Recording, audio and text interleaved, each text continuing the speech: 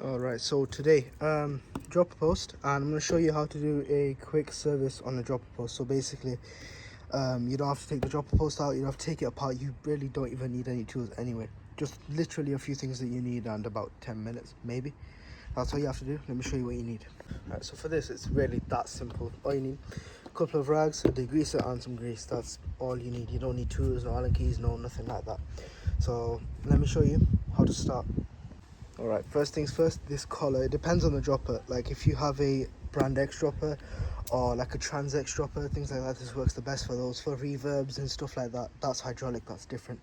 You can't really do this with that, but you can do this with brand X and all the other ones like that are posts like this, the gas cartridge posts.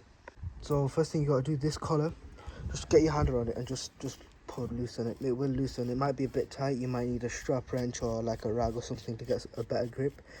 But basically all you want to do is just unscrew this. This does have quite a lot of threads, but once you've done that, just pull the sleeve all the way up, and in there you can see the bushing. So that's the part that we're going to clean, and you want to make sure all this stuff around it's probably clean as well. So just give it a spray with the degreaser and wipe it with a rag, and make sure all of this is clean, all the threads as well. You want to clean all of this. Alright, once this is clean, just pull your dropper lever and keep the post a tad down. When you pull the dropper lever, it's going to come up the rest of the way. So then there you have the bushing. These are the brass keys. There's 3 of them, there's the 3rd one on there. These are the brass keys, and all of this is basically what you're going to clean now.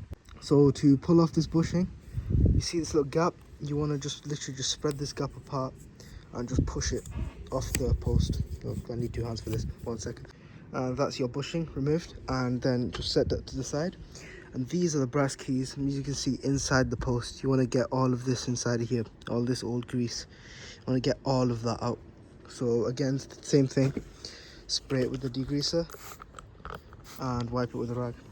What you can also do is push the post down again and then just let it come all the way back up, and you can see it's going to pull the old grease out. More of the old grease it's going to pull up, so just keep cleaning it until really no old grease comes out of it. Okay, I've done and cleaned this a couple of times. Cleaned it maybe 5 or 6 times, and it's pretty much clean now.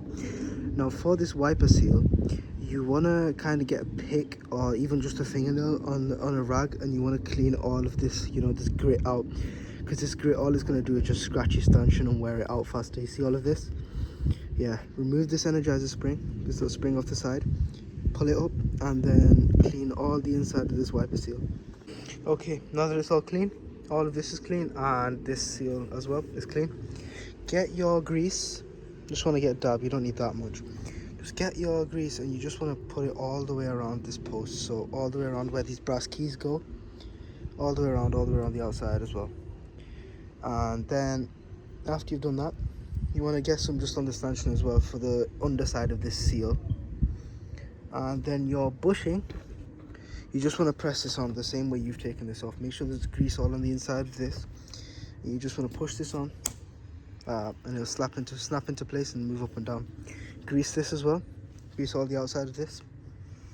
Make sure all of this is coated in grease. It doesn't matter if you've used up a lot. You don't need that much, but you can't really use too much either. So get some grease on these threads as well.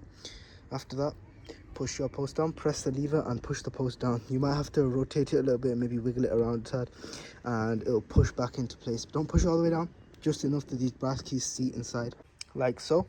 And then you want to just push this bushing back down into place as well. You might leave some grease out, just kind of put that on top, so there's extra grease there.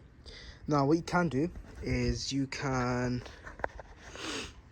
press the lever again and bring the post back up to where it was.